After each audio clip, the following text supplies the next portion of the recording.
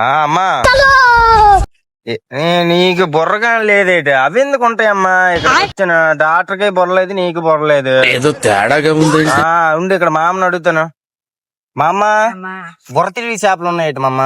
అంటే బుర్ర తిరిగి చేపలు అమ్మా. అంటే అమ్మకి తలనొప్పి అనమాట ఒక పక్క. డాక్టర్ ఆ చేపలు రాసాడు, బుర్ర తిరిగి చేపలు తినమన్నాడు, మన తగ్గుతుంది అన్నాడు. కాదు మా అమ్మ, ఇదే గల బుర్ర తిరిగి చేప అంటే, ఇదే గల బుర్ర తిరిగి చేప అంటే. బుర్ర తిరిగి చేప ఇది కాదేటమ్మా. బుర్ర తిరిగి చేప తినమండి అనమాట. అది ఒక పక్క తలనొప్పి అనమాట, ఒక పక్క తలనొప్పి అనమాట. ఉంజరాలే కాదా? తగ్గుతుంది తలనొప్పి.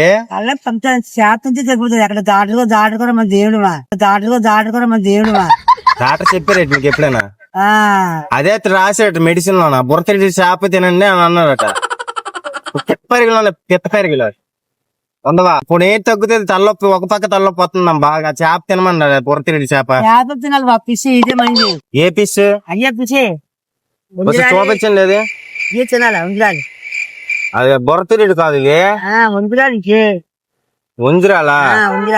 ఉంజరాలు తెలితే ఇంకో పక్క వచ్చేద్దాం తలనొప్పి. ఉంజరాలు తెలితే ఇంకో పక్క వచ్చేద్దాం తలనొప్పి. చెప్పమా అమ్మ, నీ దగ్గర కొంత ఎన్ని ఉంటాను తీసుకుంటాను. అందుకనే తీసుకో.